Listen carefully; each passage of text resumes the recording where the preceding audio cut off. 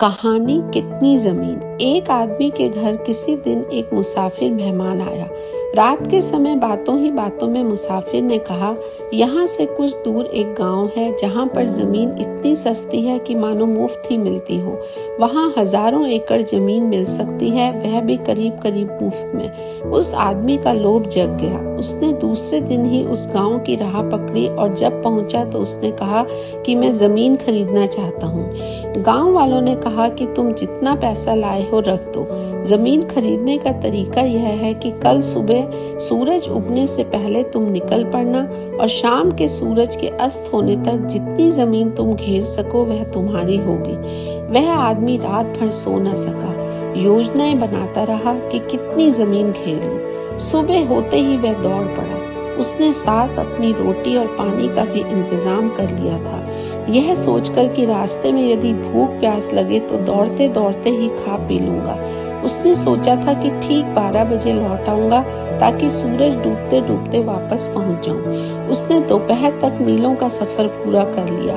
उसके मन में विचार आया कि दोपहर हो गई और मुझे लौटना चाहिए, लेकिन सामने और उपजाऊ जमीन दिखाई दी और यह ख्याल आया कि थोड़ी सी और जमीन घेर लेता हूँ। जरा तेजी से दौड़ना पड़ेगा लौटते समय। उसने खाना भी नहीं खाया, पानी भी नहीं पिया, क्योंकि रुकना पड़ेगा। रास्ते में उसने खाना भी फेंक दिया और पानी भी फेंक दिया, क्योंकि उनका वजन भी ढोना पड़ रहा था।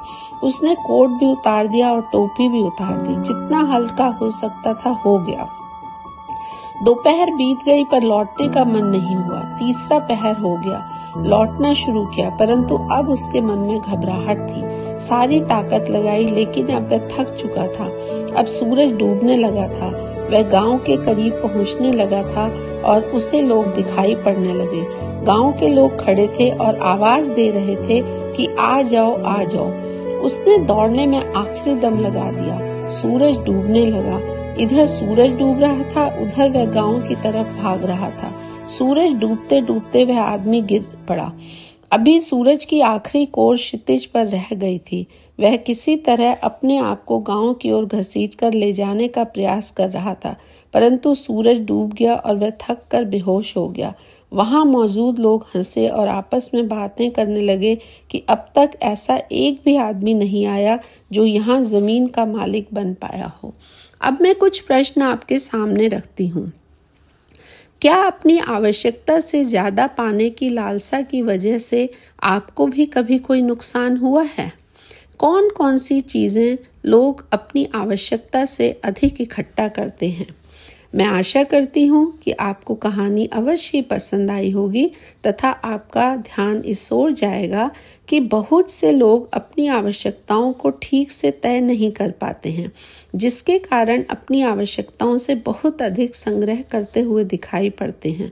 उनका ऐसा मानना है कि हमारी आवश्यकताओं की कोई सीमा नहीं है और साधन सीमित हैं, तो संग्रह के अलावा कोई चारा नहीं और उसकी कोई सीमा भी तय नहीं है। इसलिए जिंदगी भर संग्रह के लिए कड़ी मेहनत करते हैं। ऐसे में काफी समय इस भ्रम के साथ जीते हुए हमारा स्वास्थ्य और संबंधियों का साथ भी छूटता है, और जो मन की आवश्यकताओं को पूरा करने निकले थे, जैसे सम्मान, विश्वास, प्रेम, वह अस्थायी रहते हैं। Thank you, be safe, be happy.